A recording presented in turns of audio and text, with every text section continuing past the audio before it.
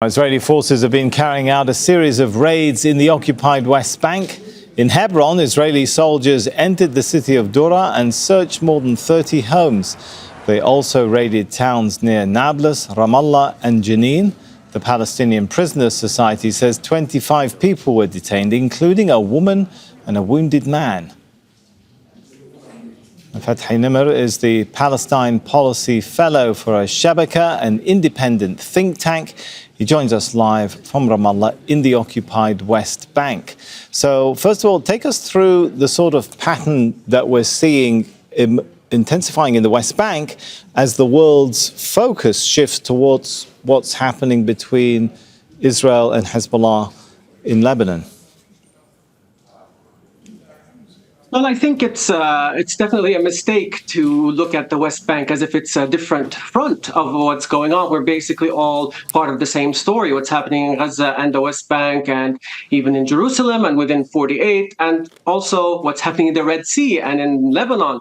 These are all parts of the same struggle and the same resistance to colonialism. What we're seeing in the West Bank today, though, is a very dangerous escalation of Israeli aggression by side of the army and also by the settlers that we have not seen anything similar to this since the Second Intifada, to the point where they've been witnessing bombardments from drones and from the Air Force, which has not been the case since the Second Intifada, as I mentioned. So the Israeli army is raiding villages, and they're continuing their war against refugee camps, which saw the emergence of multiple resistance groups to support Palestinians in their fight for independence and liberation. But we also see that the settlers have been very highly emboldened by their arming, by the Israeli regime, and by basically being escorted by soldiers when they go around the West Bank and are frankly ethnically cleansing Palestinian communities. Thousands of Palestinians have been kicked out of their villages and communities by settlers. They tell them, you have 24 hours to leave or we will shoot you all.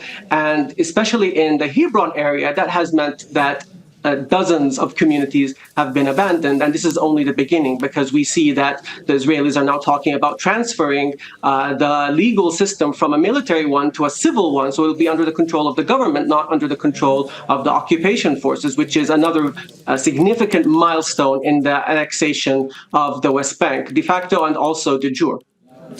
And we are expecting the Palestinian President Mahmoud Abbas to address the UN General Assembly.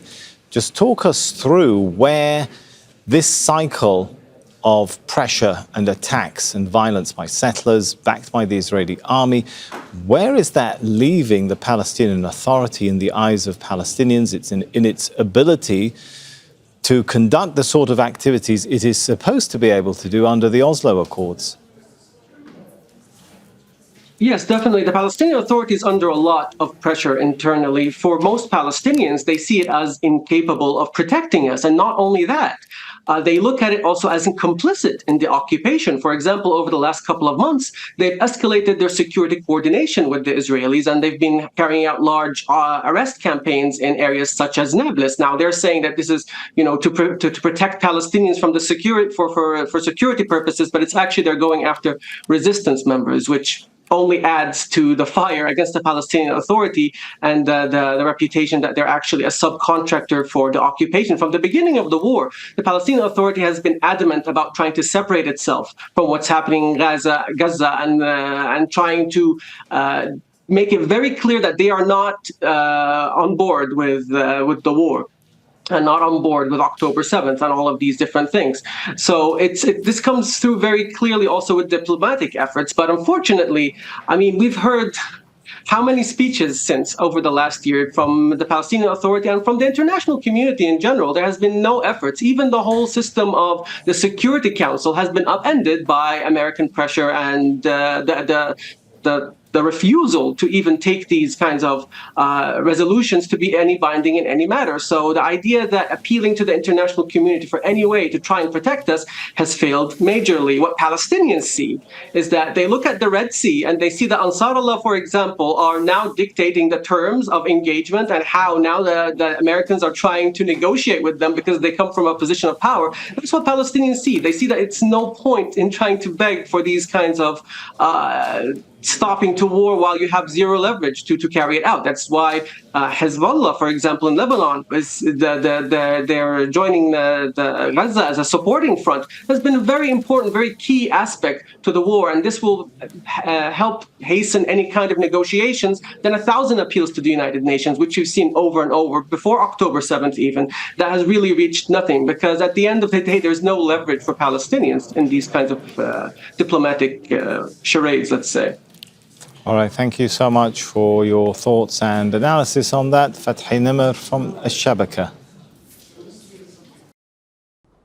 Make sure to subscribe to our channel to get the latest news from Al Jazeera.